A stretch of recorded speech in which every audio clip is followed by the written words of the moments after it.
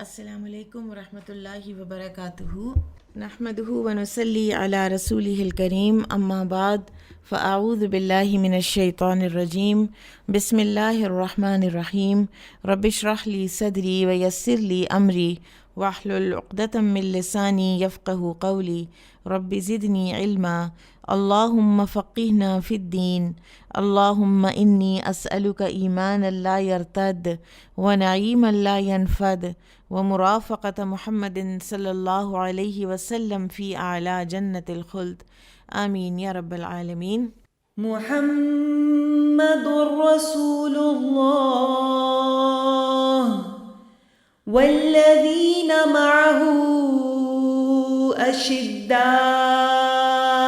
علی الکفار رحماء بینہم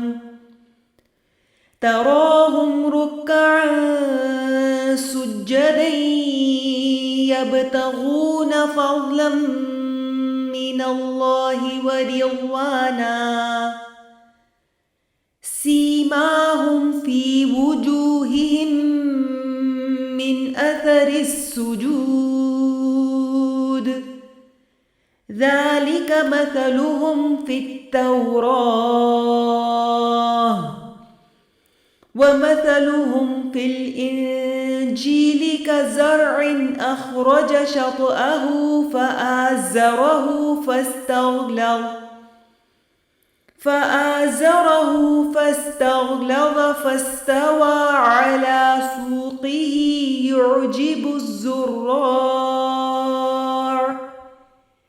يعجب الزراع ليغيظ بهم الكفار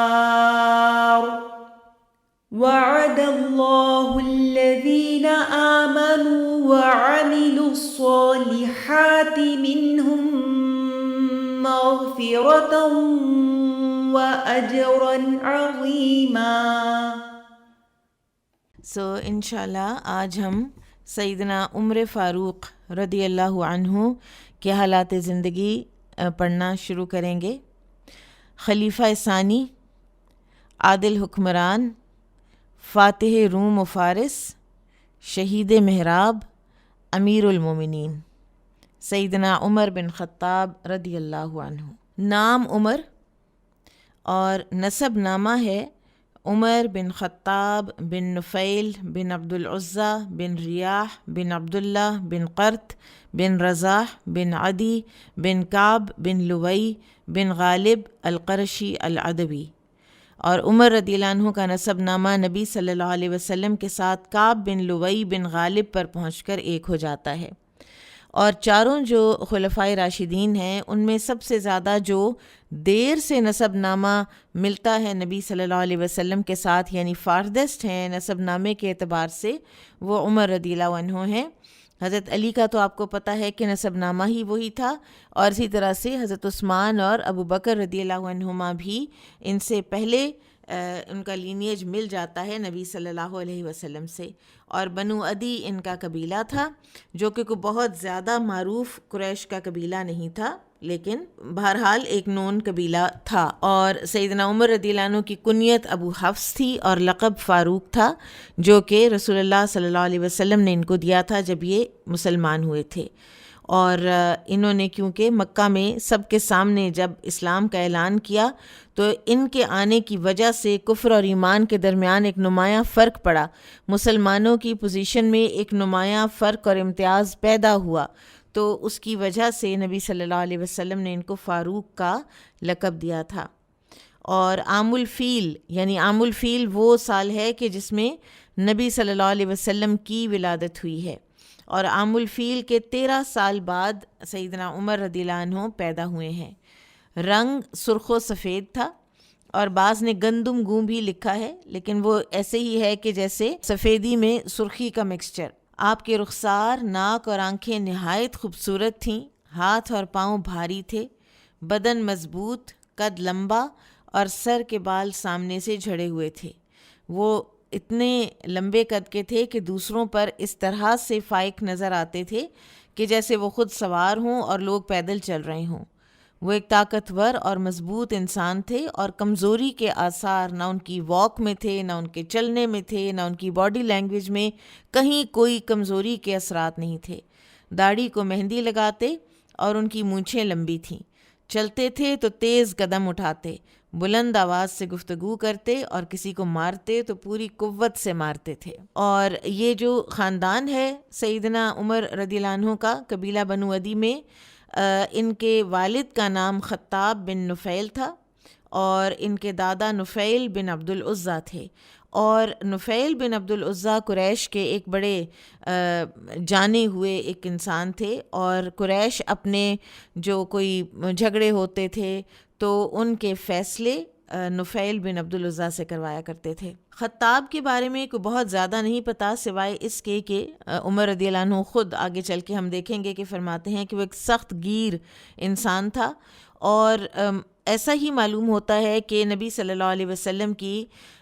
جو بعثت ہے، یعنی جو نبوت ہے، اس سے پہلے وہ دنیا سے جا چکا تھا، کیونکہ اس کا پھر بعد میں کوئی نام نہیں ملتا، نہ اس کا مستہزئین میں نام ملتا ہے، نہ پرسیکیوشن کرنے والوں میں نام ملتا ہے، اور کوئی اس کا تذکرہ ہی نہیں ہے۔ عمر رضی اللہ عنہ کی والدہ کا نام حنتمہ بنت ہاشم بن مغیرہ تھا، اور یہ ہاشم کی بیٹی اور ابو جہل بن ہشام کی چچا زاد تھیں۔ اور عمر رضی اللہ عنہ نے متعدد نکاح کیے، اور ان کی پہلی جو شادی ہے وہ عثمان بن مظعون کی بہن زینب بنت مظعون سے ہوئی تھی، اور انہی کے بطن سے جو آپ کے سب سے زیادہ معروف اولاد ہیں عبداللہ بن عمر اور حفصہ بنت عمر، یہ پیدا ہوئے۔ اور پھر اس کے بعد عمر رضی اللہ عنہ نے اور بھی نکاح کیے، اور بھی اولادیں پیدا ہوئیں۔ بعض بیویوں کو انہوں نے طلاق بھی دی، اور کچھ تو کافر تھیں اور آپ کے مسلمان ہونے کی وجہ سے آپ نے ان کو طلاق دی تھی، اور بوجو ان کو انہوں نے ڈفرینٹ شادیاں کیں۔ اور مین جو وجہ اپنی شادی کی وہ بتایا کرتے تھے، وہ کہتے تھے کہ مجھے عورتوں کے پاس جانے میں کوئی دلچسپی نہیں ہے، الا یہ کہ میں چاہتا ہوں کہ صالح اولاد پیدا ہو، میں اولاد کے لیے شادیاں کرتا ہوں، ورنہ اگر اولاد کا مجھے نہ ہوتا تو پھر میں کبھی شاید کسی عورت کے پاس جاتا بھی نہیں، یعنی آئی ایم ناٹ انٹرسٹڈ۔ تو پھر اسی طرح سے ایک اور شادی جو قابل ذکر ہے وہ ہے ام حکیم بنت حارث بن ہشام، ان سے شادی کی۔ یہ اکرمہ بن ابو جہل کی بیوی تھیں، اور اکرمہ یرموک میں شام کے علاقے میں شہید ہوئے، تو اس کے بعد حضرت عمر نے ان سے نکاح کیا۔ پھر اسی طرح سے ایک نکاح جمیلہ بنت عاصم بن ثابت سے بھی کیا، اور ان کو بعد میں طلاق بھی دے دی تھی، اور ان سے ایک بیٹا بھی تھا جس کا نام عاصم ہی تھا۔ پھر اپنی چچا زاد ایک بہن تھیں عاتقہ بنت زید بن عمرو بن نفیل، ان سے بھی انہوں نے شادی کی، اور عاتقہ پہلے شادی ان کی تھی عبداللہ بن ابو بکر سے، اور طائف کے غزوے کے بعد عبداللہ بن ابو بکر شہید ہو گئے، تو پھر حضرت عمر نے عاتقہ سے بھی نکاح کیا تھا، ان سے بھی ایک بیٹا پیدا ہوا تھا عاتقہ سے بھی۔ پھر ایک اور بڑی جو ایک اہم نکاح ہے سیدنا عمر رضی اللہ عنہ کا، اس کے بارے میں آتا ہے کہ حضرت عمر کے ذہن میں یہ خیال آیا کہ وہ ابو بکر صدیق رضی اللہ عنہ کی بیٹی ام کلثوم کو نکاح کا پیغام بھیجیں۔ اب ام کلثوم جو ہیں یہ سیدہ عائشہ کے سایہ عاطفت میں اور ان کی محبت میں وہ پروان چڑھ رہی تھیں، اور جب یہ پیغام گیا سیدہ عائشہ ہی کے تھرو ام کلثوم کو، تو انہوں نے کہا کہ میں نے نہیں کرنی شادی امیر المومنین عمر سے۔ تو حضرت عائشہ کو بڑا تعجب بھی ہوا، تو انہوں نے پوچھا کہ کیا تم امیر المومنین کو انکار کرتی ہو؟ تو انہوں نے کہا کہ ہاں، کیونکہ وہ بڑی سادہ اور سخت زندگی بسر کرتے ہیں، یعنی کوئی لگژری نہیں ہے ان کی زندگی میں۔ تو سیدہ عائشہ رضی اللہ عنہ نے یہ بات عمرو بن العاص رضی اللہ عنہ کو بتائی۔ عمرو بن العاص نے بڑے ایک انڈائریکٹ طریقے سے جا کر تو عمر رضی اللہ عنہ سے ذرا بات کی، تو عمر رضی اللہ عنہ نے فوراً بات کی تہہ کو پہنچ گئے، انہوں نے کہا کہ آپ کو عائشہ نے بھیجا ہے رضی اللہ عنہ۔ تو عمرو بن العاص نے پھر حضرت عمر سے کہا کہ آپ یہ ترک کر دیجئے خیال، اور آپ سیدہ فاطمہ رضی اللہ عنہ کی بیٹی ام کلثوم، ان کا نام بھی ام کلثوم تھا، ان سے نکاح کر لیجئے۔ اور ویسے بھی عمر رضی اللہ عنہ کو یہ خیال رہتا تھا کہ کسی طریقے اہل بیت کے ساتھ کوئی رشتہ جو ہے وہ آپ کا قائم ہو جائے۔ تو پھر یہ پیغام گیا سیدنا علی رضی اللہ عنہ کو، تو انہوں نے پہلے تو ان کی کم سنی جو ہے اس کی وجہ سے کچھ انکار کیا، لیکن پھر تھوڑا جب انسسٹ کیا حضرت عمر رضی اللہ عنہ نے، تو پھر حضرت علی رضی اللہ عنہ نے یہ رشتہ دے دیا، اور 40,000 درہم حق مہر کے بدلے میں ام کلثوم بنت علی بنت فاطمہ رضی اللہ عنہما نکاح میں آئیں سیدنا عمر رضی اللہ عنہ کے، اور ان ام کلثوم کے بطن سے زید اور رقیہ پیدا ہوئیں۔ آپ کے بیٹوں اور بیٹیوں کی تعداد 13 تھی ٹوٹل۔ اور اس میں ایک چیز جو ہے، یہ جو واقعہ ہے اس نے مجھے بڑا فیسینیٹ کیا کہ ابو بکر صدیق رضی اللہ عنہ کی بیٹی ام کلثوم، اب یہ کون سی ام کلثوم ہے؟ یہ وہ ام کلثوم ہیں کہ جن کے بارے میں وفات کے وقت ابو بکر صدیق رضی اللہ عنہ نے عائشہ رضی اللہ عنہ سے کہا تھا کہ خارجہ کی بیٹی جو ہے اس کے ہاں بچہ پیدا ہونے والا ہے، اور مجھے لگتا ہے کہ وہ بیٹی ہوگی، تو اپنی بہن کا خیال رکھنا۔ تو سیدہ عائشہ رضی اللہ عنہ نے ہی ان کو پالا، اور یہ اب یعنی عمر رضی اللہ عنہ کے دور خلافت کے پہلے سال میں پیدا ہوئی ہیں۔ تو یہ اگر دیکھا جائے تو ان کے بعد جب انہوں نے انکار کیا تو سیدنا عمر رضی اللہ عنہ نے علی رضی اللہ عنہ کی بیٹی ام کلثوم سے نکاح کیا، جن سے 2 بچے بھی پیدا ہوئے، ٹھیک ہے۔ تو اگر حضرت عمر کی خلافت کا جو عرصہ ہے وہ 10 سال تھا، تو بیرلی یہ جو بچی تھیں ام کلثوم جو ابو بکر رضی اللہ عنہ کی بیٹی ہیں، وہ 8 سال کی تھیں۔ اب آپ دیکھیے کہ اس کا مطلب یہ ہے کہ یہ ایک بہت پریولنٹ ایک نارم تھا اس وقت کا کہ اتنے زیادہ ایج ڈفرینس جو ہمیں آج زیادہ لگتا ہے اس سے شادی ہونا، یہ صرف ایک کوئی یونیک کیس نہیں تھا سیدہ عائشہ رضی اللہ عنہا کا۔ اور ویسے بھی آپ دیکھیے کہ اللہ تعالیٰ نے یوں ہی تو نہیں اس قوم کو چنا اپنے اولین مخاطب ہونے کے طور پر، اور نبی صلی اللہ علیہ وسلم کے بعثت کے لیے، اور آپ صلی اللہ علیہ وسلم کو بھی اسی قوم کا ایک فرد بنایا۔ ان کے اندر اللہ تعالیٰ نے بڑی خوبیاں رکھی تھیں۔ آپ دیکھیں کہ 8 سال کی عمر میں وہ بچی اپنا فیصلہ خود کر رہی ہے، اور وہ اپنے فیصلے میں آزاد ہے، اور اس نے اپنا فیصلے کی وجہ بھی بتائی ہے، اور اس کو کسی نے فورس نہیں کیا، نہ عائشہ رضی اللہ عنہ نے فورس کیا ہے اور نہ ہی عمر رضی اللہ عنہ نے فورس کیا ہے۔ انہوں نے بھی اپنا کسی قسم کا کوئی استعمال نہیں کیا ایک کہ میں امیر المومنین ہوں اور میں زبردستی بھی کر سکتا ہوں، نعوذ باللہ۔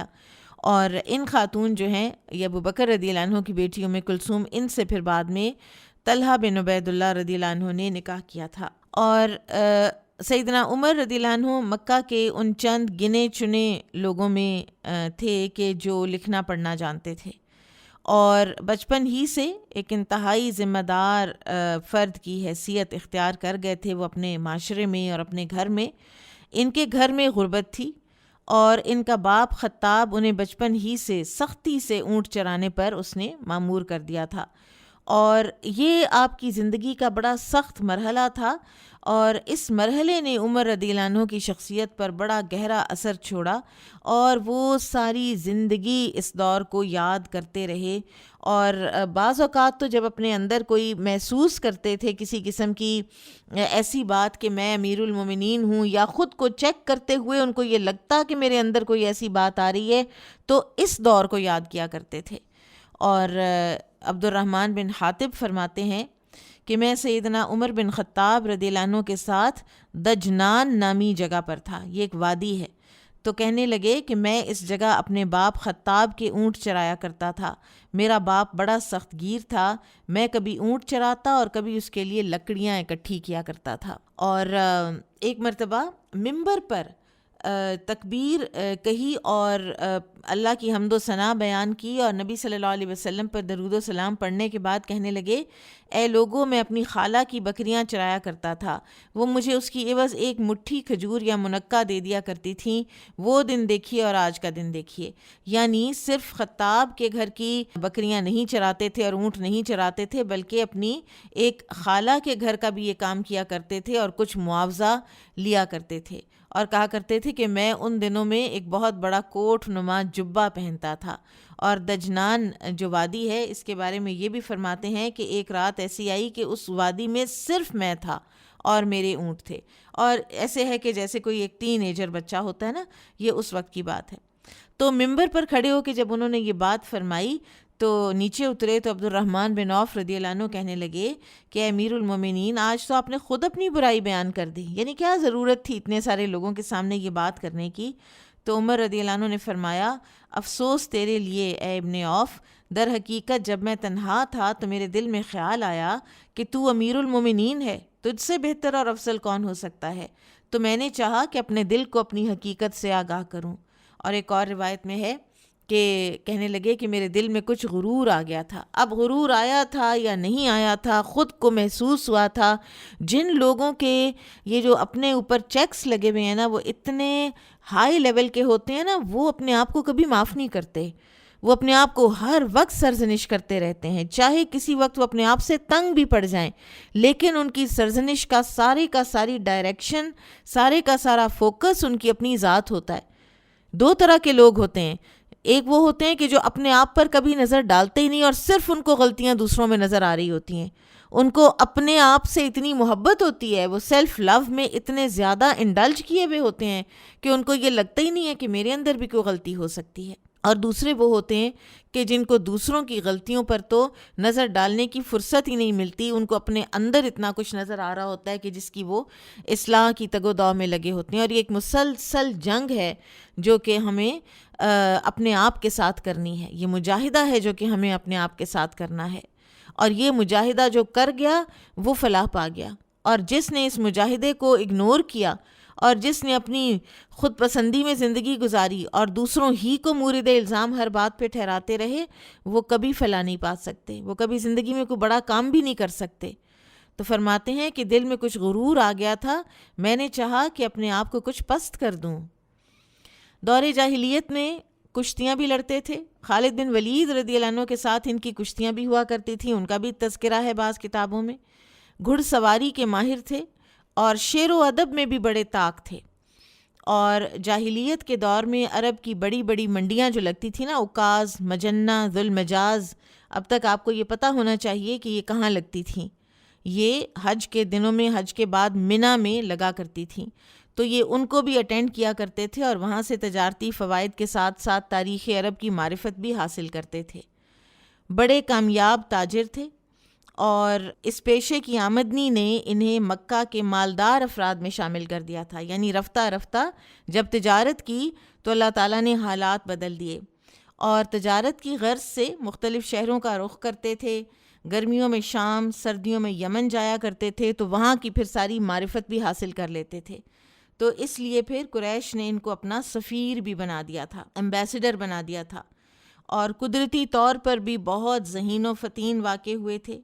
جھگڑے نمٹانے کے لیے بھی لوگ انہی سے رجوع کیا کرتے تھے۔ ایک مولانا شبلی نعمانی کی جو کتاب ہے نا الفاروق، وہ بھی پڑھنے کے لائق ہے، بہت ہی وہ ایک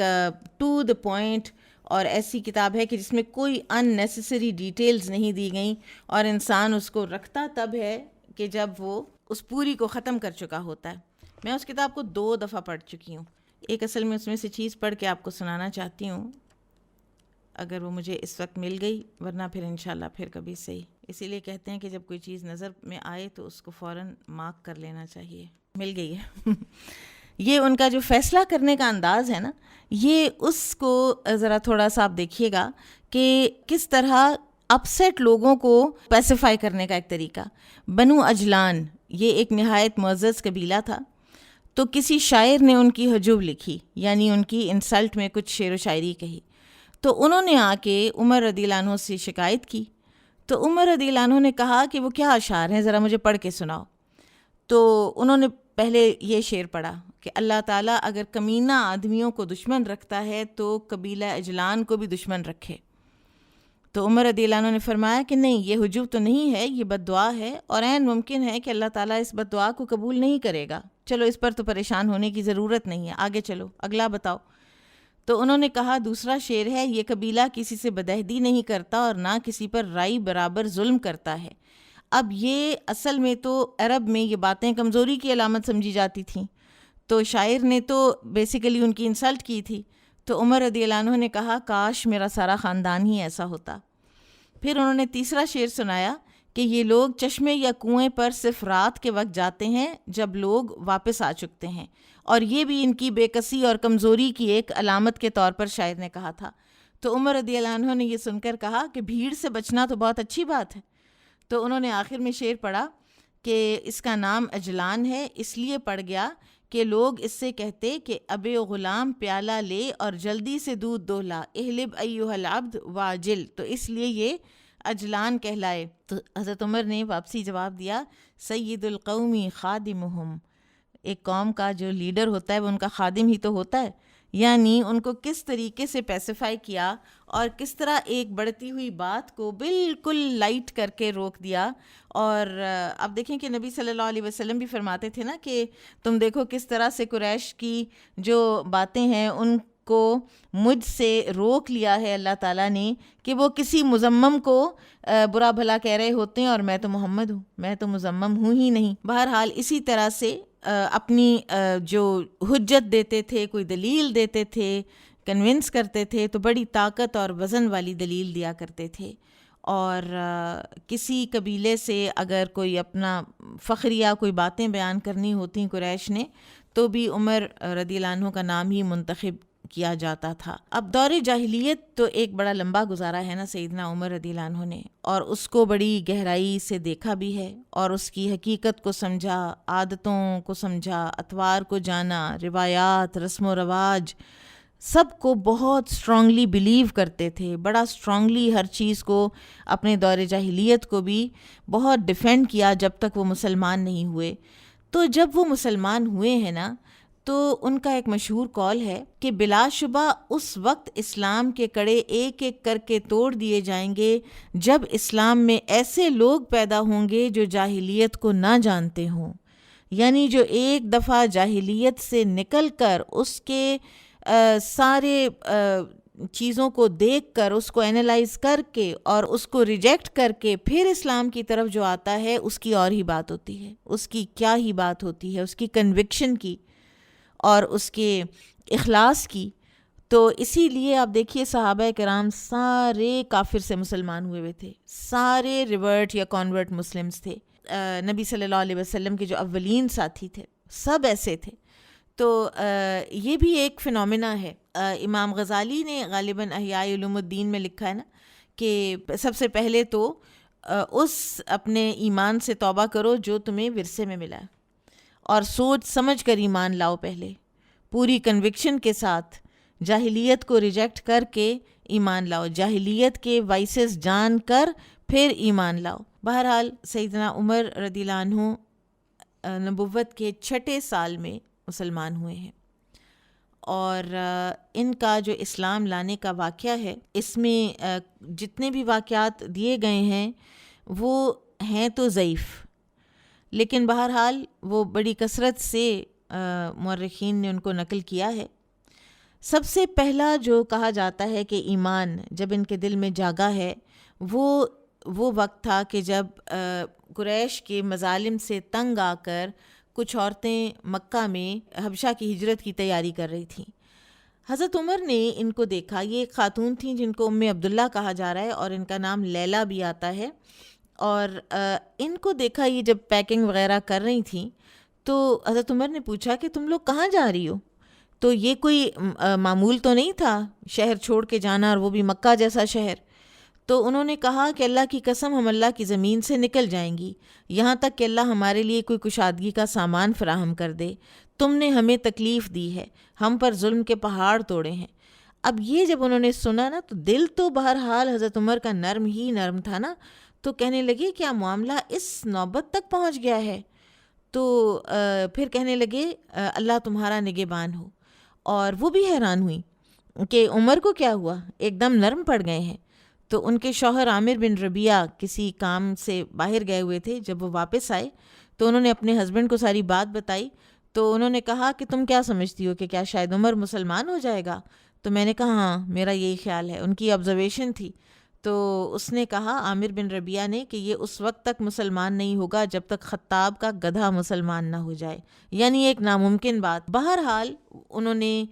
سوچا حضرت عمر نے، اور اس واقعے کے کچھ ہی دن کے بعد حضرت عمر مسلمان بھی ہو گئے تھے، اور ان کے اسلام لانے میں بنیادی طور پر جو سب سے زیادہ اثر تھا وہ نبی صلی اللہ علیہ وسلم کی دعا کا تھا کہ اے اللہ ابو جہل بن ہشام یا عمر بن خطاب میں سے جو تجھے محبوب ہے اسے اسلام کی توفیق دے کر اسلام کو قوت عطا فرما۔ اور ظاہر ہے کہ اللہ سبحانہ و تعالیٰ کو عمر بن خطاب ہی محبوب تھے، اور اللہ تعالیٰ نے ان کے لیے قبول اسلام کے اسباب بنا دیے۔ اور ان کا جو واقعہ ہے وہ اسی طرح سے ہے کہ ایک دفعہ قریش ایک مجلس میں جمع تھے، تو انہوں نے نبی صلی اللہ علیہ وسلم کے بارے میں غور و فکر کیا، اور ابو جہل غالباً کہنے لگا کہ کون ہے جو محمد کو قتل کر دے، جا کے بات ہی ختم ہو جائے صلی اللہ علیہ وسلم۔ تو حضرت عمر نے کہا کہ میں جاتا ہوں، اور اپنی تلوار لی اور نکل پڑے نبی صلی اللہ علیہ وسلم کی طرف۔ اور پھر راستے میں ان کو نعیم بن عبداللہ النحام ان سے ملاقات ہوئی، اور انہوں نے پوچھا، اور ان کو ذرا تیور بھی عجیب سے لگے، تو انہوں نے پوچھا کہ تم کہاں جا رہے ہو؟ تو عمر رضی اللہ عنہ نے کہا کہ میں اس بے دین کو قتل کرنے جا رہا ہوں، نعوذ باللہ، تو جس نے ہمارے خاندان میں تفرقہ ڈالنے کی کوشش کی ہے۔ تو نعیم بن عبداللہ نے کہا کہ آپ پہلے اپنی بہن کے گھر کی تو خبر لیں، اپنے گھر کی تو خبر لیں، اور تھوڑا اور بھی سمجھانے کی کوشش کی کہ آپ خود اپنے آپ کو دھوکے میں ڈال رہے ہیں اور بنو عدی کو ہلاکت میں ڈال رہے ہیں۔ آپ بنو ہاشم کا ایک بندہ قتل کر دیں گے تو کیا وہ آپ کو چھوڑ دیں گے؟ تو بہرحال نعیم بن عبداللہ نے ان کو کنونس کر لیا کہ یہ پہلے اپنی بہن کے گھر تو جائیں، اور بہن کے گھر جب یہ گئے تو یہ ساری ہم سیرہ میں پڑھ بھی آئے ہیں، تو اس لیے بریفلی ہم اس کا یہاں تذکرہ کریں گے کہ وہاں پر خباب بن ارد سے یہ دونوں ہسبینڈ وائف جو ہیں، فاطمہ بنت خطاب اور ان کے شوہر سعید بن زید، یہ دونوں ان سے قرآن پڑھ رہے تھے، اور سورہ طٰہٰ کی کوئی آیات تھیں جو کہ پڑھی جا رہی تھیں، اور انہوں نے جا کر پہلے تو حملہ کیا اپنے بہنوئی کے اوپر اور ان کو گرا لیا، طاقتور تھے۔ تو اتنے میں بہن آئیں ان کو بچانے کے لیے، تو بہن کو بھی ان کا کوئی وار پڑا، کوئی ہاتھ پڑا، تو وہ زخمی ہوئیں، خون نکلا۔ بہن نے پھر اس غصے کی حالت میں کہا کہ اے اللہ کے دشمن، کیا تو ہمیں اس لیے مارتا ہے کہ ہم ایک اللہ کو معبود مانتے ہیں؟ تو عمر رضی اللہ عنہ نے کہا کہ ہاں۔ تو وہ بولی کہ پھر جو جی چاہے کر لو، میں تو یہی گواہی دیتی ہوں کہ اللہ کے سوا کوئی معبود نہیں، اور محمد صلی اللہ علیہ وسلم اللہ کے رسول ہیں، اور ہم تمہاری مرضی کے خلاف مسلمان ہیں۔ اب بہن کی اتنی جرأت مندانہ باتیں سنی اور کچھ ندامت بھی ہوئی کہ بہن کا خون نکل رہا ہے، تو پھر انہوں نے کہا کہ مجھے دکھاؤ یہ تم لوگ کیا پڑھ رہے ہو۔ تو بہن نے وہ جو کچھ بھی صحیفہ، جو بھی کوئی پیپر یا کوئی لیدر یا کوئی لکڑی یا ہڈی جس کے اوپر کچھ آیات لکھی ہوئی تھیں، وہ دینے سے انکار کیا کہ تم ناپاک ہو، تو اس کو تو صرف پاکیزہ ہی چھو سکتے ہیں۔ اتنی دیر میں وہ پھر گئے، پھر وہ غسل کر کے آئے۔ اب دیکھیے اتنی دیر میں غسل سے پھر ویسے بھی انسان اور پیسیفائی ہو چکا ہوتا ہے، اور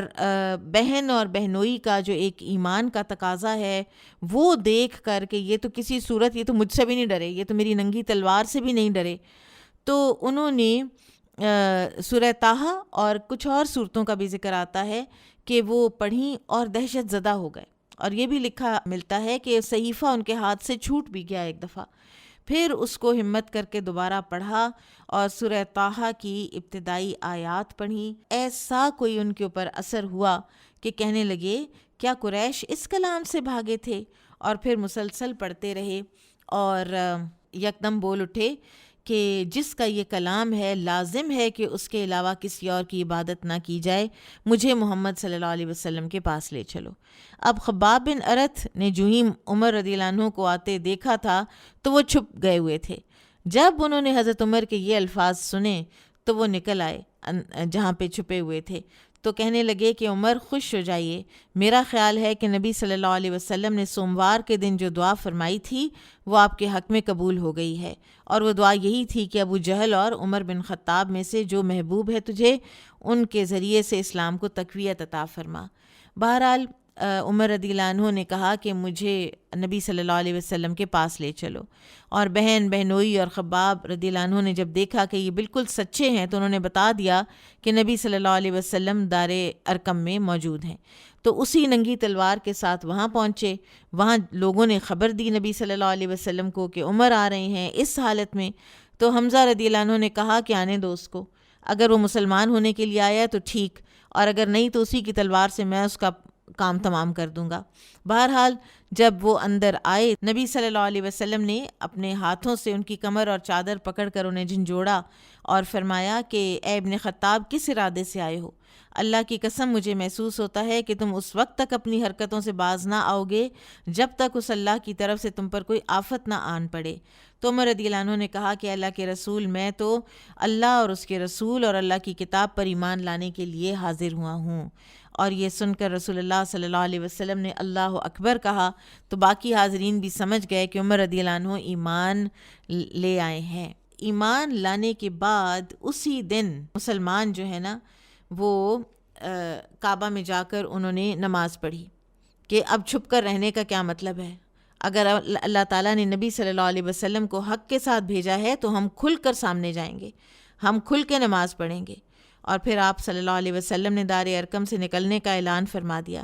نبی صلی اللہ علیہ وسلم کے صحابہ 2 قطاروں کے درمیان وہاں سے نکلے، ایک قطار کو لیڈ کر رہے تھے عمر رضی اللہ عنہ، دوسری کو لیڈ کر رہے تھے حمزہ رضی اللہ عنہ، اور اس قافلے کے چلنے سے ہلکا ہلکا غبار اڑ رہا تھا، اور اسی طرح چلتے چلتے یہ مسجد حرام میں پیدا ہوئے تو قریش کی نظریں 2 لوگوں کے اوپر جم گئیں، ایک عمر اور ایک حمزہ رضی اللہ عنہما، اور وہ اتنے رنجیدہ ہوئے کہ اس سے پہلے کسی کے ایمان لانے پر وہ اتنے رنجیدہ نہیں تھے۔ اور اس دن نبی صلی اللہ علیہ وسلم نے عمر رضی اللہ عنہ کو فاروق کا لقب بھی دے دیا، اور لیٹر آن بھی تھرو آؤٹ پھر اسلام میں جب تک عمر بن خطاب رضی اللہ عنہ زندہ رہے ہیں، اللہ تعالیٰ نے اسلام کو شان و شوکت عطا فرمائی ہے سیدنا عمر رضی اللہ تعالیٰ عنہ کے ذریعے سے۔ عمر رضی اللہ عنہ کی وجہ سے مشرکین جو غمزدہ ہوئے تو اس کے بارے میں وہ خود فرماتے ہیں کہ میرا دل چاہتا تھا کہ میں کفر کے سرداروں کو اپنے اسلام لانے کی خبر دوں،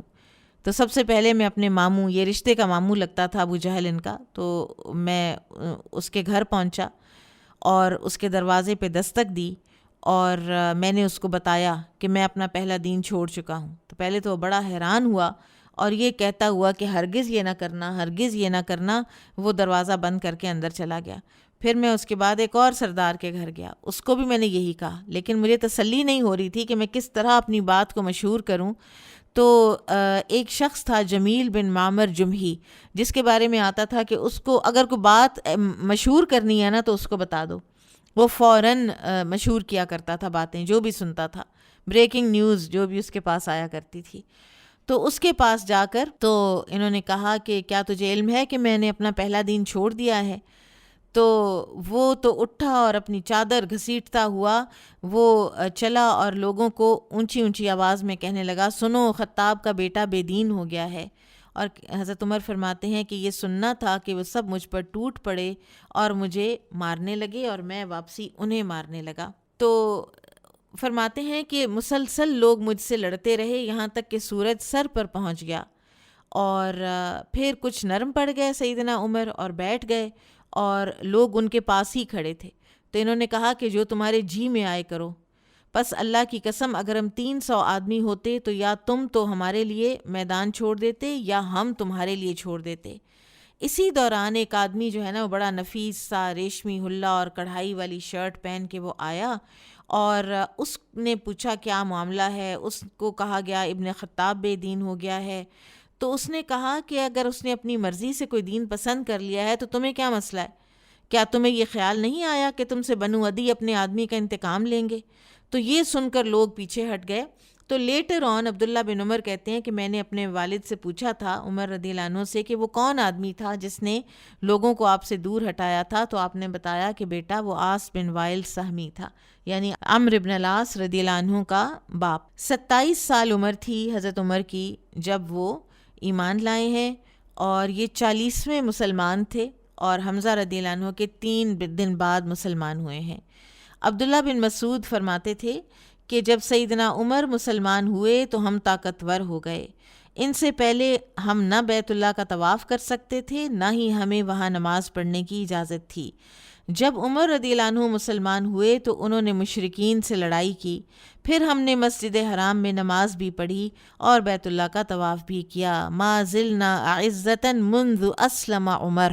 سبحان اللہ۔ ایک شاعر کا قول ہے، سیدنا عمر کی زندگی کی بڑی اچھی سچی ترجمانی کرتا ہے، اسلام مخفی تھا، اس شخص نے ظاہر کر دیا، اندھیروں کو ختم کیا اور روپوشی کی حالت بھی ختم کر دی، اور میری مراد اس شخص سے فاروق ہیں رضی اللہ عنہ، جنہوں نے بزور شمشیر کفر اور ایمان کے درمیان واضح فرق کر دیا۔ سبحان اللہ، کیا آنر ہے۔ پھر جب مدینہ ہجرت کا وقت آیا تو ابن عباس فرماتے ہیں کہ علی رضی اللہ عنہ بتاتے تھے کہ عمر بن خطاب رضی اللہ عنہ وہ شخص ہیں جنہوں نے اعلانیہ ہجرت فرمائی، جبکہ باقی تمام مہاجرین نے خفیہ ہجرت کی۔ اور ہم سیرہ میں پڑھ آئے ہیں کہ یہ اعلان کرتے ہوئے نکلے تھے، گلے میں تلوار ڈال کے، کہ کوئی اگر چاہتا ہے کہ اس کی ماں اس پر روئے، اس کے بچے یتیم ہو جائیں، اس کی بیوی بیوہ ہو جائے، تو وہ مجھے حرم سے باہر وادی میں ملے، یعنی وہاں میں لڑوں گا نا، حرم کے اندر تو لڑا نہیں جا سکتا۔ تو علی رضی اللہ عنہ فرماتے ہیں کہ چند کمزور مسلمانوں کے سوا وہاں کوئی نہ آیا، یعنی وہ تو پروٹیکشن اور حضرت عمر کی قوت کے ساتھ اپنے آپ کو جوڑنے کے لیے آئے تھے نا، لڑنے کے لیے نہیں آئے تھے۔ سیدنا عمر رضی اللہ عنہ نے انہیں تسلی دی اور مدینہ کی طرف نکلے۔ اور عمر رضی اللہ عنہ ان صحابہ میں سے ہیں کہ جو نبی صلی اللہ علیہ وسلم کی آمد سے پہلے ہی مدینہ جا پہنچے تھے،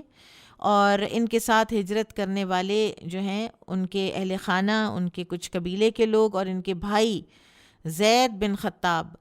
ساتھ تھے، اور زید بن خطاب جو ہیں یہ ان سے پہلے مسلمان ہوئے تھے، اور ان کے کیونکہ وہ ایک طرح سے گھر کے لیڈر تھے، ان کے بڑے بھائی تھے، تو ان کے مسلمان ہونے پر یہ کچھ کہہ نہیں سکے انہیں، کیونکہ ہمیں کہیں نہیں ملتا کہ زید بن خطاب سے بھی جا کر ایسی لڑائی کی ہو حضرت عمر نے جو فاطمہ بنت خطاب سے کی تھی، ٹھیک ہے۔ بہرحال یہ جنگ یمامہ میں شہید ہوئے تھے۔ پھر ہم دیکھتے ہیں کہ رسول اللہ صلی اللہ علیہ وسلم کی جو مصاحبت ہے وہ کس طرح سے نبھائی رسول اللہ صلی اللہ علیہ وسلم کے ساتھ حضرت عمر نے۔ مدینہ میں بڑے چیلنجنگ حالات آئے اور بہت سے مشوروں کی ضرورت ہوتی تھی، بڑے سنسیئر اپنے کلوز ساتھیوں کی ضرورت ہوا کرتی تھی۔ تو اس صورتحال میں حضرت عمر رضی اللہ تعالیٰ عنہ نبی صلی اللہ علیہ وسلم کے ساتھ پیش رہے۔ تو اس میں ہم دیکھتے ہیں کہ ان کا مختلف واقعات میں کیا کیا کردار رہا ہے۔ دین کی تعلیم میں تو عمر رضی اللہ تعالیٰ عنہ کسی صورت پیچھے نہیں رہتے تھے نا۔ جا کر مدینہ میں نبی صلی اللہ علیہ وسلم نے جب مواخات کرائی تو ان کا جو انصاری بھائی تھا اور پڑوسی بھی تھا، تو یہ اوالی مدینہ میں رہتے تھے، یعنی مدینہ مین میں نہیں رہتے تھے، ذرا اس کے اوالی کہتے ہیں ارد گرد کی بستیاں جن کو سبربز کہا جا سکتا ہے۔ تو وہ کہتے ہیں کہ ہم دونوں باری باری رسول اللہ صلی اللہ علیہ وسلم کی خدمت میں آیا کرتے تھے، ایک دن وہ جاتا، ایک دن میں جاتا، جس دن میری باری ہوتی تو میں اس دن کی تمام دینی جو معلومات ہیں وہ اس کو آ کے بتاتا، اس کی باری ہوتی تو مجھے بتاتا، دوسرا جو دن تھا وہ یہ سب جو حضرات ہیں نا یہ کیا کرتے تھے، اپنی تجارت اور اپنا ذریعہ معاش بھی کچھ نہ کچھ تو کرنا تھا نا۔ اور یہ عمر رضی اللہ تعالیٰ عنہ ہی ہیں کہ جن کے بارے میں نبی صلی اللہ علیہ وسلم نے یہ گواہی دی تھی کہ ان کا بہت وسیع علم ہے۔ یعنی آپ صلی اللہ علیہ وسلم نے فرمایا کہ میں ایک دفعہ سو رہا تھا کہ خواب میں میرے پاس دودھ کا ایک پیالہ لایا گیا، میں نے اس پیالے سے دودھ پیا حتیٰ کہ محسوس کیا کہ سیرابی میرے ناخنوں تک پہنچ گئی ہے، پھر میں نے باقی ماندہ دودھ عمر کو دے دیا۔ لوگوں نے آپ صلی اللہ علیہ وسلم سے سوال کیا کہ اللہ کے رسول، آپ نے اپنے اس خواب کی کیا تعبیر فرمائی؟ نبی صلی اللہ علیہ وسلم نے فرمایا علم۔ امام ابن حجر فرماتے ہیں کہ علم سے مراد سیاست کا طریقہ کار ہے جو وہ قرآن و سنت کی روشنی میں بروئے کار لاتے تھے۔ نبی صلی اللہ علیہ وسلم کو سیدنا عمر رضی اللہ عنہ سے بہت محبت تھی، اور حضرت عمر کو بھی نبی صلی اللہ علیہ وسلم سے انتہائی محبت کا تعلق تھا۔ ایک مرتبہ نبی صلی اللہ علیہ وسلم نے فرمایا کہ تم میں سے کوئی اس وقت تک ایمان والا نہیں ہو سکتا جب تک میں اسے اس کے باپ اور اولاد حتیٰ کہ تمام لوگوں سے زیادہ محبوب نہ ہو جاؤں۔ تو سیدنا عمر نے عرض کی کہ یا رسول اللہ آپ مجھے میری جان کے علاوہ ہر چیز سے زیادہ عزیز ہیں۔ تو آپ صلی اللہ علیہ وسلم نے فرمایا لا والذی نفسی بیدہ حتی اکون احب الیک من نفسک، کہ نہیں اس ذات کی قسم جس کے ہاتھ میں میری جان ہے، اے عمر جب تک میں تجھے تیری جان سے بھی زیادہ عزیز نہ ہو جاؤں تیرا ایمان کامل نہیں ہو سکتا۔ تو عمر رضی اللہ عنہ نے کہا اب آپ مجھے میری جان سے بھی زیادہ عزیز ہیں۔ نبی صلی اللہ علیہ وسلم نے فرمایا الآن یا عمر، اے عمر اب بات بنی ہے۔ اسی طرح سے سیدنا عمر رضی اللہ عنہ ایک مرتبہ عمرہ ادا کرنے کے لیے جانے لگے تو نبی صلی اللہ علیہ وسلم نے فرمایا لا تنسانا یا اخی فی دعائک، اے میرے پیارے بھائی ہمیں اپنی دعاؤں میں یاد رکھنا، ہمیں نہ بھولنا اپنی دعاؤں میں۔ تو یہ جو یا اخیہ ہے نبی صلی اللہ علیہ وسلم کا حضرت عمر کو کہنا، یہ بھی ان کے ساتھ ان کی محبت اور تعلق کا ایک بہت بڑا ایک پروف ہے۔ پھر جہاد کے میدانوں میں ہر غزوہ میں ساتھ شریک رہے ہیں، کوئی غزوہ مس نہیں کیا۔ غزوہ بدر میں شریک ہوئے ہیں، اور ایک تو یہ کہ اس مارکے میں سب سے پہلے شہید ہونے والے شخص عمر رضی اللہ عنہ کے غلام مہجہ تھے، اور اسی طرح اس میں انہوں نے اپنے ماموں عاص بن ہشام کو قتل کیا تھا، اور آگے ہم دیکھیں گے کہ بدر کے قیدیوں کو قتل کرنے کا مشورہ بھی انہوں نے دیا، اور یہی حکم پھر نبی صلی اللہ علیہ وسلم کو اللہ تعالیٰ نے بھی دیا تھا، اور یہی بات قرآن میں آئی کہ آپ کو قیدی نہیں بنانے چاہیے تھے، آپ کو ان سب کی طاقت توڑ دینی چاہیے تھی۔ پھر جب نبی صلی اللہ علیہ وسلم کے چچا عباس قید ہوئے تو عمر رضی اللہ عنہ نے انہیں اسلام لانے کی ترغیب دی اور فرمایا اے عباس مسلمان ہو جاؤ، تمہارا مسلمان ہونا اللہ کی قسم مجھے اپنے باپ کے اسلام لانے سے زیادہ عزیز ہے۔ اور یہ سچ کہتے تھے یہ لوگ، یہ کوئی نعوذ باللہ ڈائیلاگز نہیں تھے، صرف اس لیے کہ نبی صلی اللہ علیہ وسلم کو آپ کا اسلام لانا بے حد عزیز ہے۔ پھر بدر کے قیدیوں میں سہیل بن عمر بھی تھے جو لیٹر آن مسلمان ہوئے ہیں اور بڑے پکے مسلمان ہوئے ہیں، تو یہ بڑے خطیب تھے۔ تو رسول اللہ صلی اللہ علیہ وسلم سے حضرت عمر نے عرض کی کہ یا رسول اللہ مجھے اجازت دیجیے میں اس کے اگلے دونوں دانت توڑ دوں تاکہ اس کی زبان باہر نکل آئے اور یہ بول نہ سکے۔ تو آپ صلی اللہ علیہ وسلم نے منع فرمایا تھا کہ میں مسئلہ نہیں کروں گا، اور ایسا نہ ہو کہ اللہ پاک میرا مسئلہ کر دے، میں ایسا نہیں ہوں۔ اور اس وقت پھر آپ صلی اللہ علیہ وسلم نے یہ بھی فرمایا تھا کہ شاید یہ کسی دن ایک ایسا کام کرے کہ جو تمہیں پسند آئے، جو تمہیں برا نہ لگے۔ اور ایسا ہی ہوا کہ جب نبی صلی اللہ علیہ وسلم کا وصال ہوا اور لوگ مرتد ہونے لگے، اہل مکہ بھی مرتد ہونے لگے، تو یہ سہیل بن عمر ہی تھے جنہوں نے اس وقت خطبہ دیا اور لوگوں کو قائم رکھا دین اسلام پر۔ جو بدر کے قیدیوں کی بات ہے نا، وہ ہم لیٹر آن کریں گے، وہ پورا ایک ٹاپک ہے موافقات عمر کے نام سے، کہ وہ ایسے حالات واقعات کہ جو حضرت عمر رضی اللہ تعالیٰ عنہ نے کوئی مشورہ دیا یا کوئی بات فرمائی تو اس کے مطابق آیات نازل ہو گئیں، تو وہ پورا ایک انشاءاللہ سیشن ہوگا، اس کا ذکر ہم اس میں کریں گے۔ پھر غزوہ احد میں جو ان کی ایک نمایاں ایک بات ہے وہ یہ ہے کہ جب مارکے کے اختتام پر ابو سفیان کھڑا ہوا تو آپ دیکھیے کہ جو ہائرارکی، اس کو بھی پتہ تھا کہ مسلمانوں میں کیا ہے امپورٹنس کے لحاظ سے، کہ تمہارے درمیان محمد صلی اللہ علیہ وسلم موجود ہیں، ابو قحافہ کا بیٹا موجود ہے، اور نبی صلی اللہ علیہ وسلم نے فرمایا تھا کہ جواب مت دینا، تو یہ چپ رہے۔ تو پھر اس نے سمجھا کہ یہ تو قتل ہو گئے ہیں۔ پھر اس نے کہا کہ تم لوگوں میں خطاب کا بیٹا موجود ہے، تو وہ بھی جب چپ رہے تو کہنے لگا یہ تینوں قتل ہو گئے ہیں۔ تو یہ سن کر عمر رضی اللہ تعالیٰ عنہ نے اس کو سخت جواب دیا اور کہا کہ اے اللہ کے دشمن تو جھوٹ بولتا ہے، اللہ نے اس چیز کو باقی رکھا ہے جس سے تیری رسوائی ہوگی۔ اور پھر وہ ساری جو ان کی آپس میں ایک وہ ہوئی تھی کنورسیشن، اور پھر اس نے کہا تھا کہ میری طرف کوئی بندہ بھیجیں یا عمر کو بھیجیں، تو نبی صلی اللہ علیہ وسلم نے فرمایا تھا کہ جاؤ جا کے اس سے بات کر کے آؤ۔ تو اس نے پوچھا تھا کہ سچ سچ بتا دو کہ کیا ہم نے محمد کو قتل کر دیا ہے صلی اللہ علیہ وسلم؟ تو عمر رضی اللہ عنہ نے کہا تھا کہ اللہ کی قسم نہیں، بلا شبہ وہ اس وقت بھی تمہاری بات سن رہے ہیں۔ تو ابو سفیان نے کہا کہ تو میرے نزدیک ابن قمیہ سے زیادہ سچا اور قابل اعتبار ہے، کیونکہ ابن قمیہ کہتا تھا کہ میں نے محمد صلی اللہ علیہ وسلم کو قتل کر دیا ہے۔ بہرحال ایک یہ پورا لمبا ڈائلاگ ہے جو بیک اینڈ فورتھ چلا، اور یہ ہم نے سیرہ میں کیونکہ دیکھ لیا ہوا ہے تو اس کو ہم زیادہ اس کی ڈیٹیل میں نہیں جا رہے۔ اور یہ جو ابو سفیان کو پہلے بہرحال نبی صلی اللہ علیہ وسلم نے جواب دینے سے روکا ہے صحابہ کرام کو، تو اس سے اس کی ذلت مقصود تھی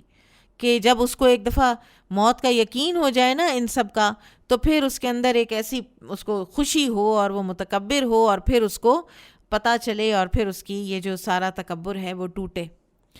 بہرحال پھر غزوہ بنو المصطلق، اس میں بھی ایک بڑا امتیازی کردار تھا سیدنا عمر رضی اللہ عنہ کا، کہ جب یہ جو ایک مہاجر اور ایک انصاری کے جو آگے سے غلام تھے ان کی آپس میں لڑائی ہوئی، اور پھر نبی صلی اللہ علیہ وسلم نے کوئی بیچ بچاؤ کرایا، جب انصار اور مہاجرین ایک دوسرے کے آمنے سامنے آ گئے، اور ان دونوں نے بلایا بھی حق پر مبنی ہونے کی وجہ سے نہیں تھا، انہوں نے بلایا تھا، ایک نے کہا تھا میں انصاری ہوں تو اے انصار آؤ میری مدد کرو، دوسرے نے کہا میں مہاجر ہوں تو اے مہاجرین تم لوگ آؤ اور میری مدد کرو، ٹھیک ہے۔ تو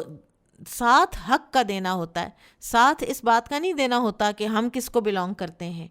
اور پھر اس پر ہماری آنکھوں کے آگے پردے آ جائیں کہ بس اب ہمارا ادارہ، میرا ملک، میرا نیشن، میرا قبیلہ، چاہے وہ غلط بھی ہے تو میں نے اس کا ساتھ دینا ہے۔ تو یہ وہاں پہ ہونے لگا تو نبی صلی اللہ علیہ وسلم نے فرمایا دعوها فإنها منتنة، اس بات کو چھوڑ دو، اس پکار کو چھوڑ دو، یہ بڑی بدبودار ہے۔ تو عبداللہ بن ابی نے جب یہ سارا واقعہ دیکھا اور اس نے دیکھا کہ بیچ بچاؤ ہو گیا ہے، معاملہ رفع دفع ہو گیا ہے، تو وہ تو سخت جلا بھنا بیٹھا ہوا تھا، تو اس نے یہ کہا تھا کہ جب ہم واپس مدینہ پہنچیں گے تو ہم میں سے عزت والا ذلت والے کو مدینہ سے نکال باہر کرے گا۔ عمر رضی اللہ عنہ نے یہ بات سنی اور نبی صلی اللہ علیہ وسلم کی خدمت میں آئے اور انہوں نے وہ جملہ کہا کہ جو متعدد مرتبہ ان کی زبان مبارک سے ادا ہوا ہے، اور یہ ان کی قوت ایمانی جو ہے اس پر بھی ایک دلیل ہے، یہ کہ کہتے تھے کہ مجھے اجازت دیجیے میں اس منافق کی گردن اتار دوں، تو نبی صلی اللہ علیہ وسلم نے فرمایا اسے چھوڑ دو، ایسا نہ ہو کہ لوگ کہیں کہ محمد صلی اللہ علیہ وسلم اپنے ہی ساتھیوں کو قتل کرتا ہے۔ پھر اس کے بعد غزوہ خندق۔ غزوہ خندق کے بارے میں جابر رضی اللہ عنہ فرماتے ہیں کہ عمر رضی اللہ تعالیٰ عنہ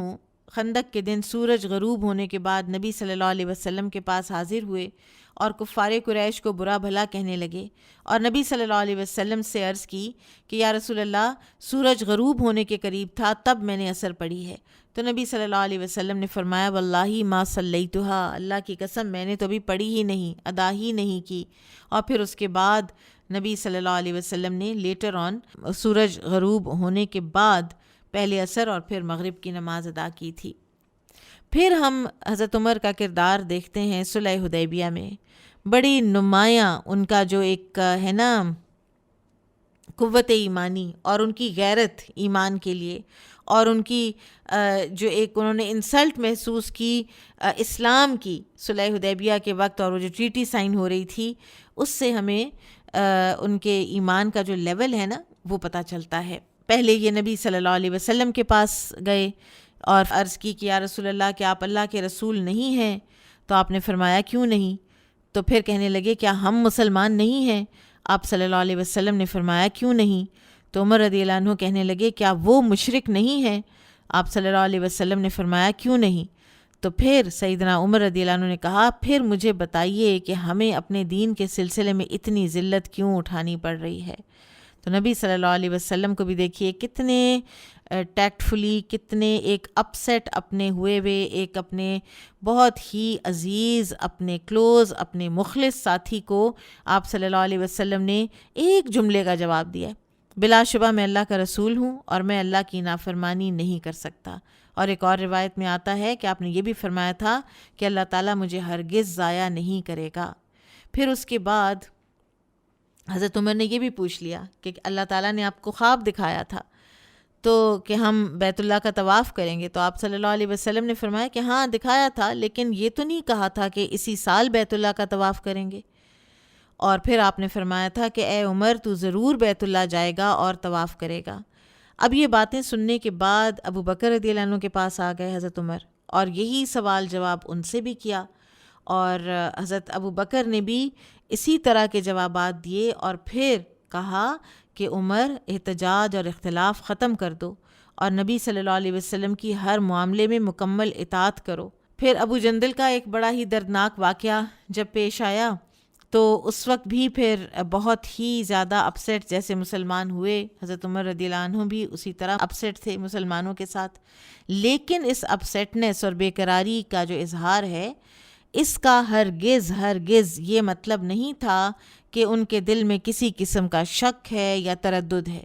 وہ صرف معاملے کی تہ تک پہنچنا چاہتے تھے، اپنی نیچر کے ہاتھوں اور اپنی فطرت کے مطابق وہ کفر کو ذلیل اور رسوا ہوتا دیکھنا چاہتے تھے. اور جب صلح حدیبیہ کے بعد سورہ فتح نازل ہوئی اور نبی صلی اللہ علیہ وسلم نے انہی کو بلا کر تو سنائی، تو بعد میں اپنے فعل پر بڑے نادم ہوتے تھے اور خود فرمایا کرتے تھے کہ میں نے حدیبیہ کے موقع پر جس طرح بات کی تھی اس بنا پر میں ہمیشہ صدقہ و خیرات کرتا رہا، روزے رکھتا رہا، نفل پڑھتا رہا، غلام آزاد کرتا رہا، یہاں تک کہ میرا دل مطمئن ہو گیا کہ اب شر کا کوئی پہلو باقی نہیں رہا. یعنی بعض اوقات جتنا عرصہ آپ کو اپنی کوئی برائی، اپنا کوئی گناہ پنچ کرتا ہے، اتنا ہی عرصہ آپ اس کو ریکٹیفائی کرتے رہیں، آپ استغفار کرتے رہیں، آپ صدقات کرتے رہیں، یہاں تک کہ اللہ تعالیٰ آپ کے دل میں سے وہ جو ایک احساس ہے، وہ جو کانٹے جیسی چبھن ہے اس گناہ کی، وہ نکال دے کہ ہاں میں انسان ہوں، مجھ سے ہوا تھا، لیکن اب الحمدللہ مجھے سکون ہو گیا ہے. تو یہ ایک طریقہ ہے، یہ صالحین کا رہا ہے، اور کہ اگر آپ سے کوئی ایسی چیز ہو جائے تو ہمارا تو ماشاءاللہ ہم ایک دفعہ توبہ کرتے ہیں، الحمدللہ اللہ تعالیٰ بہت مہربان ہے، ٹھیک ہے، اور پھر ہمیں خیال بھی نہیں آیا کبھی، ہم کہتے ہیں ہاں ٹھیک ہے، پھر گناہ تو پھر ہو ہی جاتے ہیں، ہم انسان ہی ہیں، کمیاں کمزوریاں ہوتی ہیں، بس میں نے توبہ کر جو لیے، ٹھیک ہے. تو توبہ کر لینی چاہیے، اور ساتھ ہی ساتھ اگر وہ گناہ پھر پنچ کرے، اور یہ بھی بات ہے کہ جو جتنا زیادہ محتاط ہوگا اللہ کے معاملے میں، اتنا ہی زیادہ اس کو اپنا گناہ پنچ بھی کرے گا بار بار. تو صدقات کرتا رہے، توبہ استغفار کرتا رہے، نفل پڑھتا رہے، جو کچھ بھی نیکی کا کام کر سکتا ہے کرتا رہے. پھر غزوہ حوازن ہوا ہجرت کے 7ویں سال. سیدنا عمر رضی اللہ عنہ کو 30 آدمیوں کی مائیت میں حوازن کی پشت کی جانب کی طرف نبی صلی اللہ علیہ وسلم نے روانہ کیا تھا، اور حضرت عمر اپنے ساتھیوں کو لے کر آگے بڑھے، ان کے گھروں تک جا پہنچے، لیکن وہ لوگ پہلے سے ہی نکل چکے تھے، اور وہاں جب انہوں نے کسی کو نہ پایا تو واپس مدینہ آ گئے. پھر غزوہ خیبر ہوا ہے، اور غزوہ خیبر میں بھی 7 ساتھ تھے نبی صلی اللہ علیہ وسلم کے. اسی موقع پر کسی اسٹیج پر نبی صلی اللہ علیہ وسلم نے عمر رضی اللہ عنہ سے کہا ہے کہ اے خطاب کے بیٹے، لوگوں میں اعلان کر دے کہ جنت میں صرف اہل ایمان ہی داخل ہوں گے. خیبر کے بعد فتح مکہ ہوئی ہے، اور آپ کو پتہ ہے کہ صلح حدیبیہ جو تھی وہ انہوں نے پیکٹ توڑ دیا، اور توڑنے کے بعد ابو سفیان کو یہ خوف لاحق ہوا کہ اب ہمارے ساتھ کوئی بڑا کام نہ ہو جائے. ابو سفیان مدینہ آیا، اپنی بیٹی کے گھر گیا، ام حبیبہ رضی اللہ عنہ کے، کوئی فائدہ نہ ہوا. رسول اللہ صلی اللہ علیہ وسلم کی خدمت میں گیا، آپ کے سامنے گزارشات رکھیں، کوئی نتیجہ نہ نکلا. ابو بکر رضی اللہ عنہ کے پاس آیا سفارش کے لیے، انہوں نے بھی انکار کر دیا. حضرت عمر کے پاس آیا تو حضرت عمر نے تعجب سے کہا، کیا تم مجھ سے سفارش کی امید رکھتے ہو؟ میرے پاس تو اگر چیونٹیوں کی ایک جماعت بھی ہو تب بھی میں تمہارے خلاف جہاد کروں. پھر آپ جانتے ہیں کہ فتح مکہ کی تیاری کے دوران حاطب بن ابی بلتہ نے اہل مکہ کو خط لکھ دیا تھا. اس کی ساری ڈیٹیل ہم سیرہ میں پڑھ آئے ہیں. بہرحال اس صورتحال میں بھی سیدنا عمر نے وہ جملہ فرمایا تھا، جب ساری بات کھل گئی اور وجوہات بھی سامنے آ گئیں، تو عمر رضی اللہ عنہ نے کہا کہ اللہ کے رسول مجھے اجازت دیجیے میں اس منافق کی گردن اڑا دوں. تو نبی صلی اللہ علیہ وسلم نے فرمایا تھا کہ حاطب بدری صحابی ہیں، اور تجھے کیا معلوم کہ اللہ تعالیٰ نے اصحاب بدر سے فرما دیا ہو، اے اہل بدر جو جی میں آئے کرو میں نے تمہیں معاف کر دیا. تو حاطب رضی اللہ عنہ کے ایک جیسے کہتے ہیں نا کہ کوئی ویک مومنٹ ہوتا ہے، کمزور لمحات ہوتے ہیں انسان کے جذبات اس کے اوپر غالب آ جاتے ہیں، کچھ محبتیں غالب آ جاتی ہیں، اور پھر ان کے ایمان کے لیول میں کوئی کمی نہیں تھی. ان کو یہی تھا کہ اللہ تعالیٰ نے اپنے رسول صلی اللہ علیہ وسلم کو تو فتح دے ہی دینی ہے، اور میرا ایک احسان بن جائے اہل مکہ پر تو میرے بچے اور میری بیوی اور سب میرا خاندان جو ہے وہ بچ جائیں گے. پھر اسی طرح سے ایک اور جو واقعہ پیش آیا تھا جس میں حضرت عمر کا بڑا زبردست کردار سامنے آتا ہے فتح مکہ کے موقع پر، اور وہ تھا کہ جب سیدنا عباس رضی اللہ عنہ نے ابو سفیان کو اپنے جو نبی صلی اللہ علیہ وسلم نے ان کو گدھا دیا تھا اس گدھے کے اوپر بٹھا کر تو کہ تمہاری اب بچت کا صرف یہی صورتحال ہو سکتی ہے تو میرے ساتھ چلو، اور وہ نبی صلی اللہ علیہ وسلم سے امان نامہ دلوانے ان کو لے جا رہے تھے ابو سفیان کو، تو وہ جس بھی باڈی گارڈز کے پاس سے گزرتا، اب 10,000 کا لشکر تھا، ڈفرینٹ چوکیاں بنی ہوئی تھیں، پہرے ہو رہے تھے، اور یہ مرہ ظہران کا مقام ہے، تو سب نے دیکھا کہ اللہ کے رسول کے چچا ہیں اور ساتھ رسول اللہ صلی اللہ علیہ وسلم کا ہی دیا ہوا گدھا یا خچر ہے جس کے اوپر وہ سوار ہیں، تو انہوں نے کہا بس ان کے ساتھ ہی کوئی اور ہے، تو انہوں نے کوئی اس کے اوپر امپورٹنس ہی نہیں دی کہ ساتھ کون ہے۔ لیکن جب وہ عمر رضی اللہ عنہ کے والے جگہ سے گزرا ہیں تو عمر رضی اللہ عنہ نے آنکھوں سے ابو سفیان کو پہچان لیا، اور انہوں نے کہا کہ یہ اللہ کا دشمن تو بغیر عہد اور امان کے میرے قابو میں آ گیا ہے۔ اب یہ سن کر ابو سفیان جو ہے وہ بھی بھاگا اور نبی صلی اللہ علیہ وسلم کے پاس پہنچنے کی کوشش کی، یعنی وہ ایک جو خچر تھا وہ عباس رضی اللہ عنہ نے بھگایا، اور عمر رضی اللہ عنہ بھی پیچھا کرتے ہوئے ساتھ ساتھ آ گئے، اور پہنچ کر خیمے میں تو عرض کی کہ یا رسول اللہ، ابو سفیان کسی عہد کے بغیر ہی قابو آ گیا ہے، مجھے اجازت دیجیے میں اس کی گردن اڑا دوں۔ تو رسول اللہ صلی اللہ علیہ وسلم سے عباس رضی اللہ عنہ نے عرض کی کہ میں نے ابو سفیان کو پناہ دی ہے، اور وہ آپ کو یاد ہوگا کہ عباس رضی اللہ عنہ نے نبی صلی اللہ علیہ وسلم کے سر کے دونوں جانب ہاتھ رکھ کے تو کہا تھا کہ اب آج آپ میرے سوا کسی کی بات نہیں سنیں گے، اور عباس رضی اللہ عنہ نے ذرا عمر رضی اللہ عنہ کو کہا کہ ابو سفیان کو میں نے پناہ دی ہے، اور تم صرف اس لیے یہ کر رہے ہو کہ اگر بنو عدی کا کوئی آدمی ہوتا تو تمہارا رویہ اتنا سخت نہ ہوتا، تم صرف بنو عبد مناف ہونے کی وجہ سے ابو سفیان کے قتل کے درپے ہو، وہی وہ جو قبائلی حمیت ہے نا اس کو انہوں نے کہا۔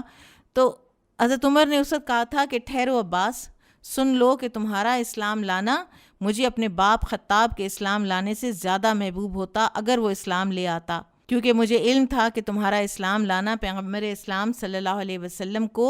زیادہ محبوب ہے بنسبت خطاب کے اسلام لانے کے۔ تو نبی صلی اللہ علیہ وسلم نے پھر یہ ساری بحث سنی تو اس کو ختم کیا اور فرمایا کہ عباس اسے گھر لے جاؤ اور صبح کو میرے پاس لے آنا۔ اور آپ جانتے ہیں کہ گرجنگلی ابو سفیان نے شروع میں اسلام قبول کیا ہے because he had no other choice, اور لیٹر آن آہستہ آہستہ ان کا سینہ اسلام کے لیے کھلتا گیا۔ پھر غزوہ حنین میں بھی حضرت عمر رضی اللہ تعالیٰ عنہ نبی صلی اللہ علیہ وسلم کے ساتھ تھے، اور حنین کے بعد جب نبی صلی اللہ علیہ وسلم واپس ہوئے تو جیرانہ نامی جگہ پر جب آپ پہنچے تو یہاں آپ بلال رضی اللہ عنہ کے کپڑے میں جمع شدہ چاندی لوگوں میں تقسیم فرمانے لگے۔ اس دوران میں بھی ایک آدمی آیا اور کہنے لگا اے اللہ کے رسول انصاف کیجیے، تو آپ صلی اللہ علیہ وسلم نے فرمایا تیری ہلاکت ہو، اگر میں عدل نہیں کروں گا تو پھر کون عدل کرے گا؟ میں اگر ایسا کروں تو اس وقت میں ناکام و نامراد ہوں گا۔ اس پر بھی عمر رضی اللہ عنہ کو غیرت آئی اور کہنے لگے اے اللہ کے رسول مجھے اجازت دیجیے میں اس منافق کی گردن اڑا دوں۔ تو نبی صلی اللہ علیہ وسلم نے فرمایا اللہ کی پناہ، لوگ باتیں بنائیں گے کہ میں اپنے ہی ساتھیوں کو قتل کرتا ہوں۔ اور پھر آپ صلی اللہ علیہ وسلم نے اس وقت ایک پیشین گوئی فرمائی تھی کہ بلا شبہ یہ شخص اور اس کے ساتھی قرآن پڑھیں گے لیکن قرآن ان کے حلق سے نیچے نہیں اترے گا، یہ قرآن سے اس طرح گزر جائیں گے جس طرح تیر شکار سے نکل جاتا ہے، محض قرات کرنا اور عمل میں اس کو نہ لے کر آنا۔ پھر آیا غزوہ تبوک، اور غزوہ تبوک وہ وقت ہے کہ جب سیدنا عمر رضی اللہ عنہ ابو بکر رضی اللہ عنہ سے آگے نکل جانے کے لیے شاید یہ آخری کوشش ہے جو انہوں نے کی تھی کہ اپنا آدھا مال اللہ کی راہ میں دیا، اور پھر ابو بکر آئے تو انہوں نے پورا مال دے دیا تھا، اور پھر انہوں نے کہا تھا کہ ابو بکر میں آج کے بعد آپ کی کمپیٹ کرنا ہی نہیں ہے، میں آپ سے نہیں جیت سکتا۔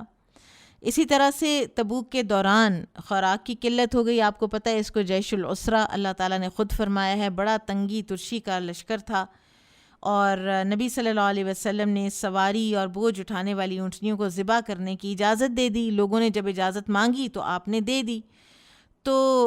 عمر رضی اللہ عنہ نبی صلی اللہ علیہ وسلم کی خدمت میں حاضر ہوئے تھے، آپ دیکھیں کتنی بہترین ان کی رائے ہوتی تھی۔ نبی صلی اللہ علیہ وسلم رحمۃ للعالمین ہونے کے ناطے لوگوں کی آسانی دیکھتے تھے،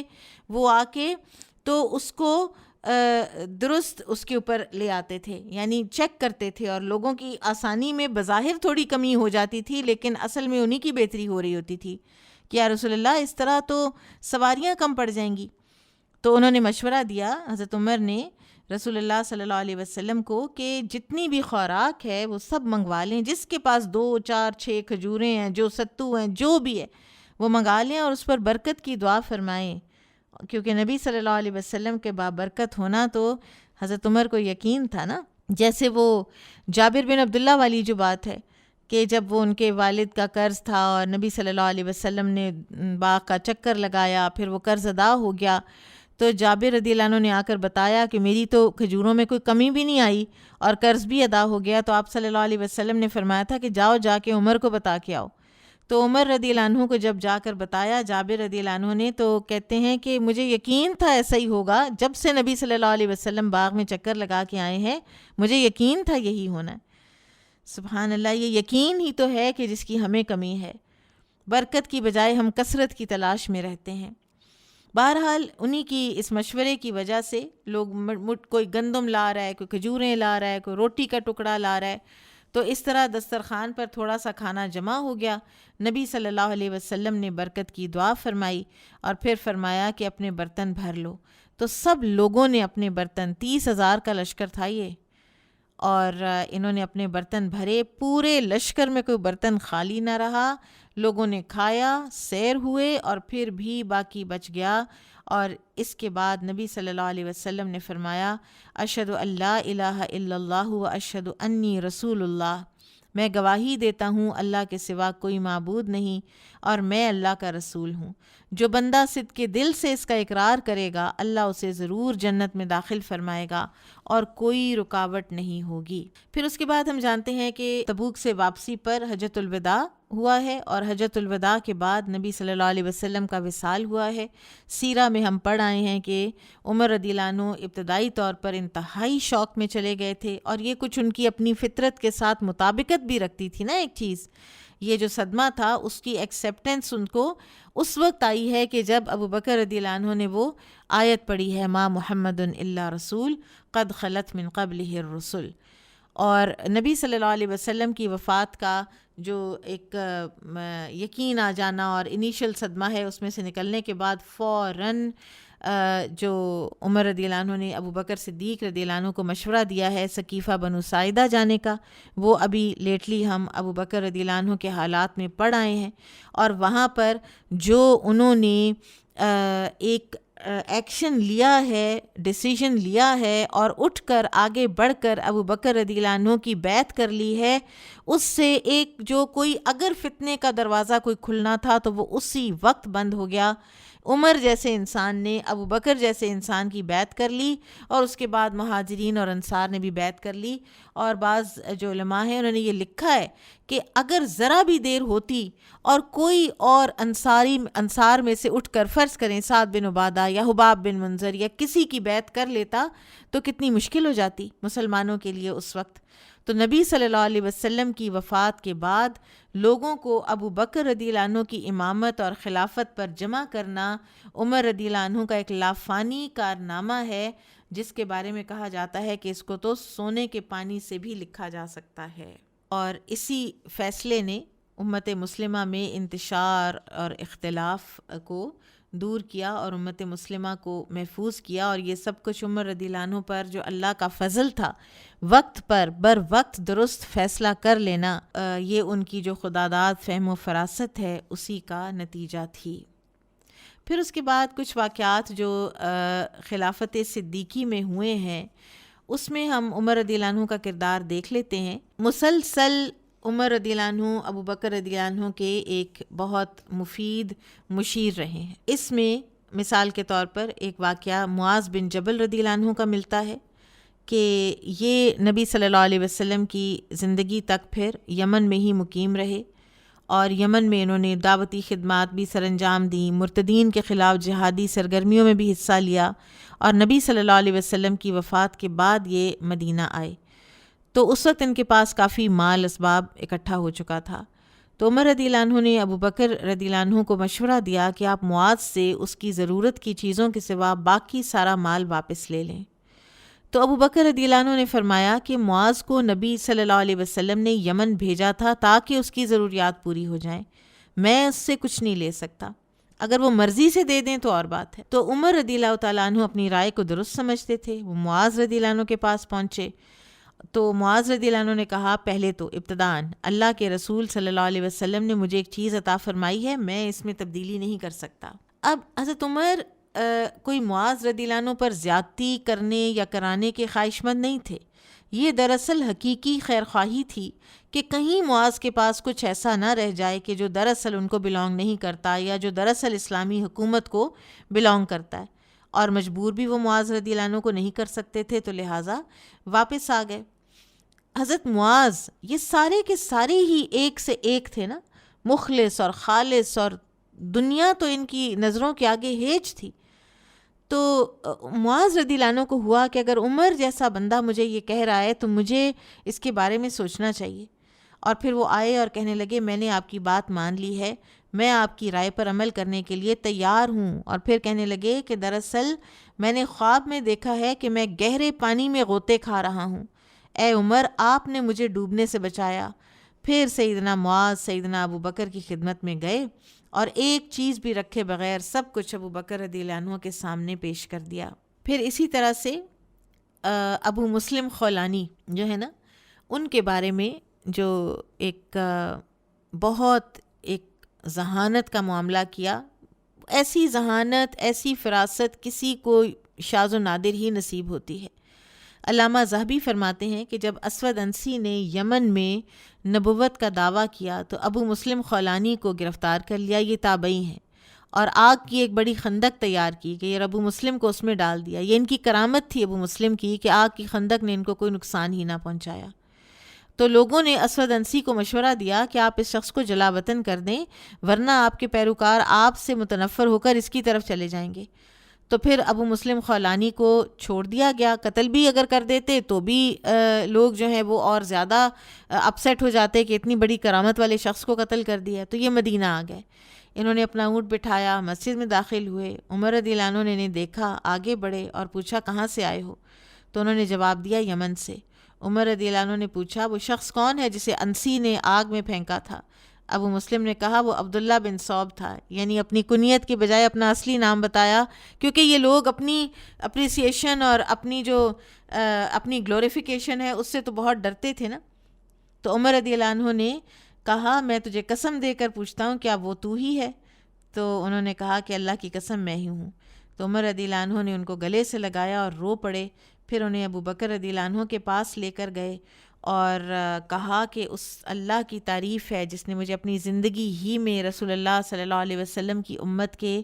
ایک ایسے فرد سے ملاقات کرا دی جس کے ساتھ ویسا ہی حادثہ پیش آیا جیسا خلیل الرحمن ابراہیم علیہ السلام کے ساتھ پیش آیا تھا۔ سبحان اللہ، لوگوں کی قدر، کوئی حسد نہیں، کوئی جیلسی نہیں، ان کو کرامت ملی ہے، مجھے کیوں نہیں ملی؟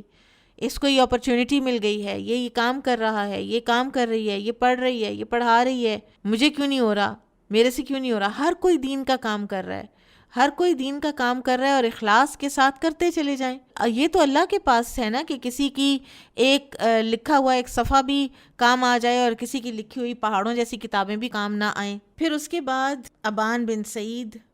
کو بحرین کا گورنر بنانے میں مشورہ دیا۔ پھر اسی طرح سے شہداء کی دیت کے بارے میں بھی مشورے دیتے رہے۔ اقرا بن حابس اور عیینہ بن حصن کے لیے زمین الاٹ کرنے پر کچھ اعتراض بھی ہوا عمر رضی اللہ عنہ کو۔ بہرحال وہ اپنی رائے ضرور دیا کرتے تھے۔ ابو بکر صدیق رضی اللہ عنہ نے کبھی مانی ہے، کبھی نہیں بھی مانی۔ مرتدین کے خلاف جنگ، مانین زکوٰۃ کے خلاف جنگ، اس میں سب سے زیادہ جو فرمنس ہے وہ صدیق اکبر رضی اللہ عنہ نے ہی دکھائی تھی۔ قرآن کریم کی تدوین حضرت عمر رضی اللہ عنہ کے سر ہے اس کا صحرا، کہ انہوں نے جا کے مشورہ دیا اور پھر رفتہ رفتہ ابو بکر صدیق رضی اللہ عنہ کی بھی شرح صدر ہو گئی۔ اور یہ سب اس لیے ہوا کہ یہ حضرت عمر کی جو ایک ویژن تھی کہ وہ دیکھ لیتے تھے کہ یہ چیزیں آئندہ پرابلمیٹک ہو سکتی ہیں اگر ہم اس کو آج نہیں کیٹر کریں گے تو بہرحال یہ کردار تھا نبی صلی اللہ علیہ وسلم کی وفات کے بعد سیدنا عمر کا، اور سیدنا عمر کو ابو بکر صدیق رضی اللہ تعالیٰ عنہ خود مقرر کر گئے تھے ایز خلیفہ۔ بیعت جو ہے وہ ابو بکر صدیق رضی اللہ عنہ کی حیات طیبہ ہی میں ہو گئی تھی حضرت عمر کی. تو انشاءاللہ نیکسٹ ویک ہم حضرت عمر کے نظام خلافت سے انشاءاللہ پڑھنا شروع کریں گے. بارک اللہ فیکم. سبحانک اللہم و بحمدک، اشہد ان لا الہ الا انت، استغفرک و اتوب الیک. السلام علیکم و رحمۃ اللہ وبرکاتہ.